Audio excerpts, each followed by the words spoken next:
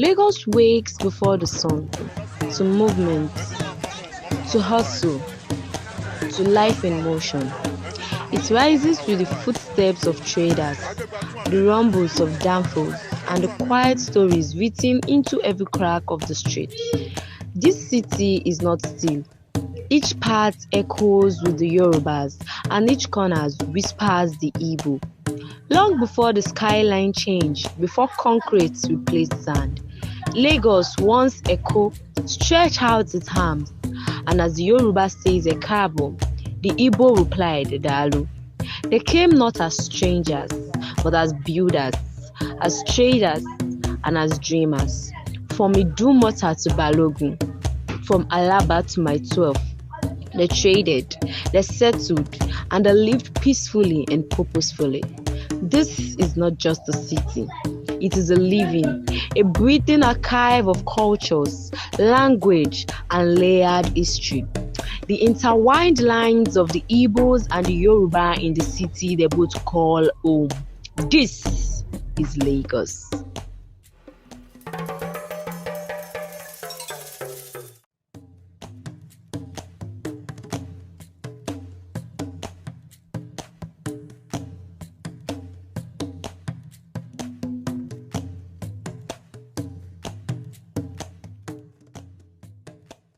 The Yoruba are predominantly here in Lagos.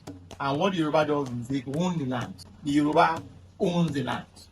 They provided the good environment, the good atmosphere for all the other tribes to come in.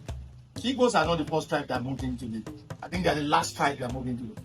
The Igbos started moving into Lagos as early as 1920s because it was the return of the trade that went to the north that brought the Igbos in. The Nupe people were here before. But you see, what the Igbos does is they come around, take possession of the environment that is being created by all other tribes. They are good in commodities business, trading. And they do that nicely. And that again allow all other tribes to let them do what they knew how to do best. There have never been head-to-head collision and there have never been competition. It was when politics got into all this system. When politics eroded tradition, that is when you start seeing people begin to use tribe to create unnecessary unrest. All around, you have the Eagles around. They do their business the way they will do it. They have never been head-to-head. Of course, there will be economic competition. That, of course, exists all over the world.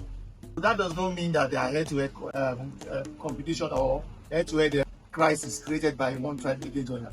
It's just one human being that will come up with something that is not true and other people believe it. But the good thing about Lagos is that people that will background those ideas, those thoughts that brings in crisis. So you will not see people that will, most time when you look at it, it is during political campaign, election time, that is when you see the Igbo-Yoruba thing.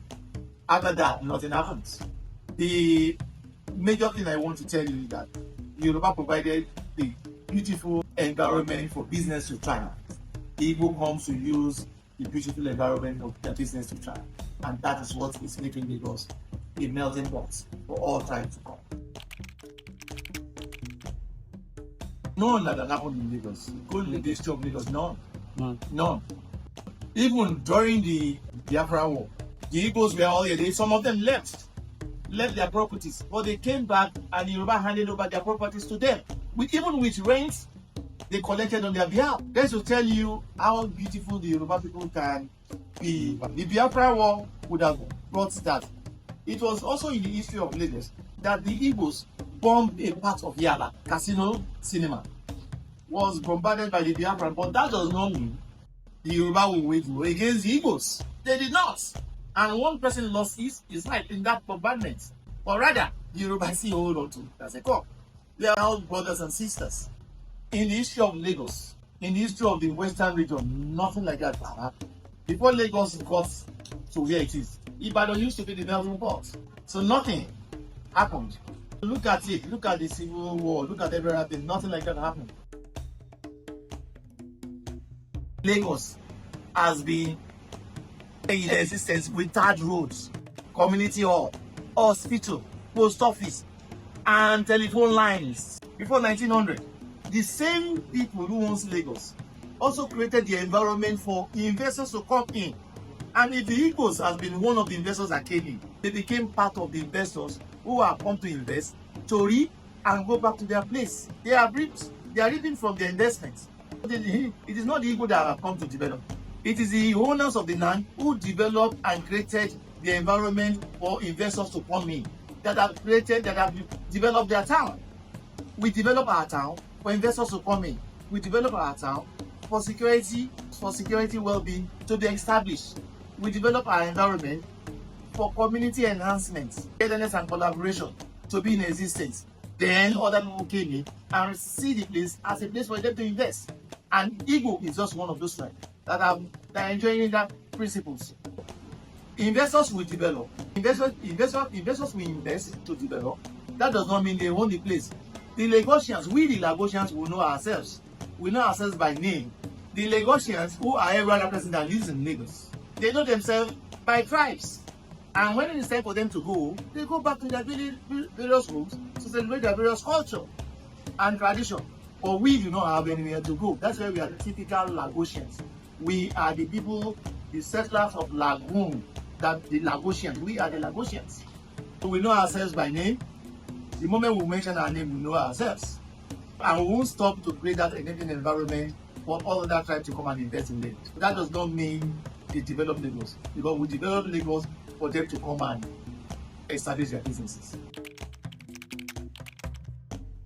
The intermarriage thing that you're talking about is predominantly of Lagos. The typical Lagosians, because of their exposure, got married to outsider than the other Yoruba group. Because Lagos, a typical Lagosian, understand the principles of togetherness better than all other tribes. Because Lagos, a typical Lagosian, understand the principles of togetherness better than all other tribes. That's why in Lagos you can see 4 or 5 generations that are married to Igbos, Hausas, and other tribes. So look at it very well. So that's why you see Lagos. We Lagosians got married to outsiders better, more than all other tribes. That's why you have Lagos. Let me give you an instance. It is also the tradition of Lagos that when other people from other tribes come to Lagos and Lagosians see them very important, they give them chieftaincy title and also give them their daughter to marry. That one makes them to stay. And when they stay, Lagos will use their personality to develop their own community at the expense of at the expense of where they come from. That's a typical example of what makes Lagos what it is today. That Lagos will use the experience and the wealth of strangers to develop their place. There's no social activities that bring Igbos, Hausa, all other tribes together in this. What they do is to respect the tradition and culture and festival of Lagos. What they do is to join us to celebrate. If they can't celebrate, they stay and they become spectators. Because they cannot be involved in our tradition when they do not understand the way. So what they do is to become a side looker or a spectator. They also have been able to develop their own tradition, culture in Lagos. Lagos provides the space for them to do their own.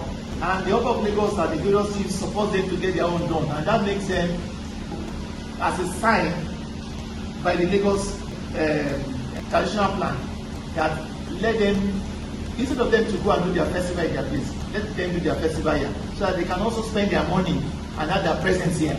It's a systematic way of Lagos in controlling strangers' movements and managing strangers' finances. I don't know if you understand.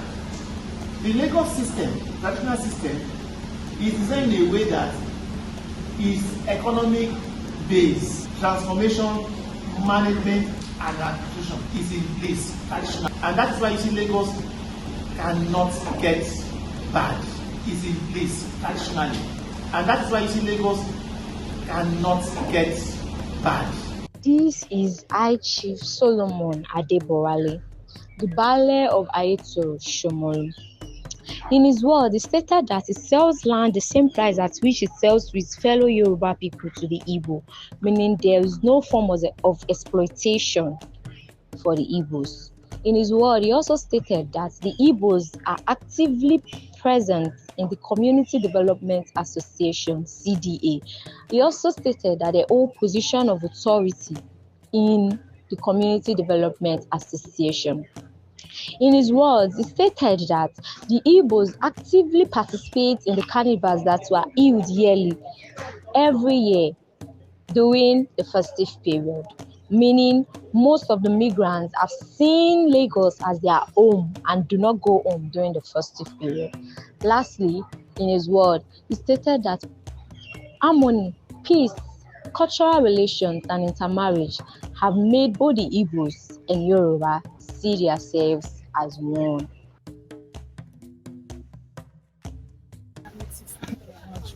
I sell baby items. There's nothing like that ever since I've been here. If you have issue with a Yoruba person, or you go to the office, they'll sort it out equally.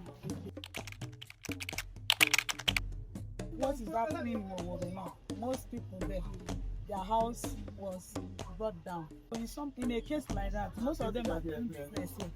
So some may want to go. I've not seen any Igbo persons contested anything. I didn't remember, but I know in their escorts, there are Igbos there. Yeah, Igbos there. And this they are holding one or two positions. But somehow they're in the position of authority. Thank you very much, ma.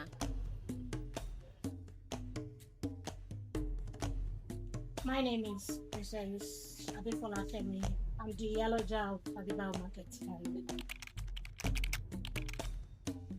Nothing like that. It may be on selling, buying something, or something go wrong, go straight well. But because of the tribe, nothing as such. We're good within each other. Okay. We don't have any conflict. We don't have any issue within because of any tribe or thing. We have to have one grudges of the other within ourselves. So that is just it. But for maybe because of the language, because of no. Yeah, okay. I've been the yellow of the market. We have up to 5 people that they are Igbo in that committee. So we rule together, we work together. Sometimes some people may come that they don't understand English, they don't understand Yoruba. It's Igbo, you need to speak with them. There's some issue within Igbo people. I want you to be there. So definitely we work together. We have some people that they are not even good to Yorubas. They are Yoruba, they are not good to the Yoruba. And there's some Igbos that they are not even good to the Igbo themselves. We are human beings. So everybody has his or her own character. So we cannot categorize them to one side. And there is Igbo people that is not good. There's Yoruba people that is not good. For my own view, all the tribe have their bad and goods. So we just try to manage ourselves. If God intervenes with all this thing, there will be peace and there will be love. This is an indigenous Igbo man who has been living in Lagos for about 2 decades and has been selling at Yaba Market for 20 years more. In his words, he stated that in the year 2023, him and his fellow Igbo migrants were restricted from coming to sell at Yaba Market due to the fact that an Igbo presidential candidate had the highest vote at Lagos, which meant they voted more for him. In his words, he stated that although the Yorubas accepted them with open arms and warm shoulder, still, ethical differences, cultural differences still persist, still continues in Lagos, Nigeria. I'm Reverend Father Frederick Ifeanyi Obanaya. I'm a Dominican priest and also the promoter for Justice and Peace for the Dominicans in Nigeria and Ghana. I also work as the Africa promoter for Justice and Peace for all the Dominicans in Africa. Basically, I been in Lagos for 3 or 4 years now, since I was transferred down to Lagos. So prior to that, I worked in a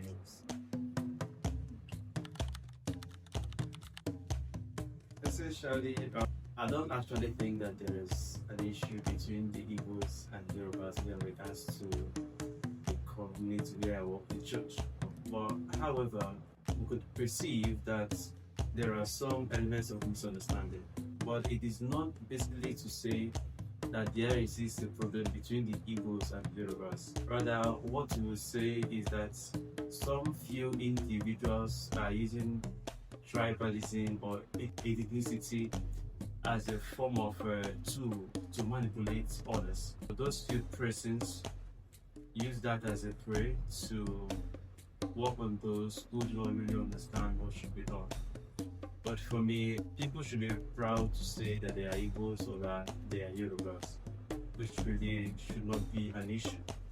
But an issue emerges when people do not do things that ought to be done due to the fact that somebody comes from their tribe. What is good should be seen as good, as being good, no matter where it comes from. And what is bad should be seen as being bad, no matter where it comes from. The issue basically has been that people sometimes avoid doing what is good due to the fact that say, oh, so and so person belongs to my tribe, then I have to do this because he's the one. What we should clamor for more, that people should be objective in their way of doing things. If you ask me, I don't think that there is a problem between the Igbos and Yorubas. However, that some individuals use that as a tool to manipulate others, and that is what we should be conscious of. Sometime down the line, you could remember during elections when the Oba of Lagos, made some provocative statements that a certain tribe will be thrown into the line and need the donor person. Those are some of the instances where people have used ethnicity or tribe as a form of tool to manipulate others. Such things are not to be entertained. Such things are not to be done because they do not fall in line with the right conduct that should be encouraged. Basically, when we meet people or we encounter people in the church, we don't meet them as equals and we don't meet them as heroes. We meet them as brothers and sisters in Christ because we are all made of the same spirit, the same image of God exists in each and every one of us. For us, the waters of baptism is superior to tribe. What matters is not whether someone's person is black or white or yellow, or whether someone's person is from and so tribe.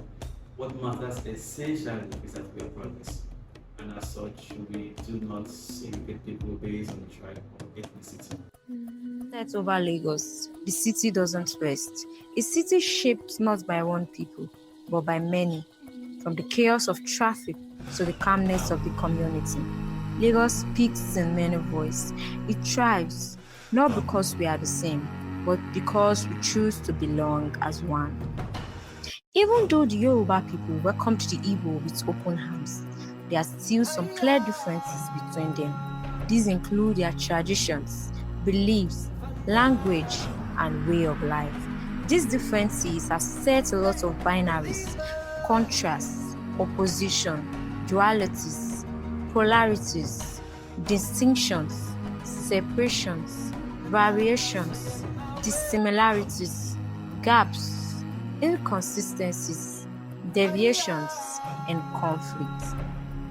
These differences have made it hard for both groups to fully understand each other as time goes on. But despite all of that, they still live and grow and build together. Intermarriage continues to happen, and both the Yorubas and Igbo people are finding ways to build unity and peace. Our people fún ara wa ni. We must honor each other. As Lagos rises, so must its spirit of unity. Its future depends not on silence, but on shared story. The city isn't owned. It is shared by all who walk in its streets, trade in its markets, and dream in its corners. This is not just a place. It is a promise a unity that have always been together, unity that does not mean blood, a unity of belonging. This is Lagos.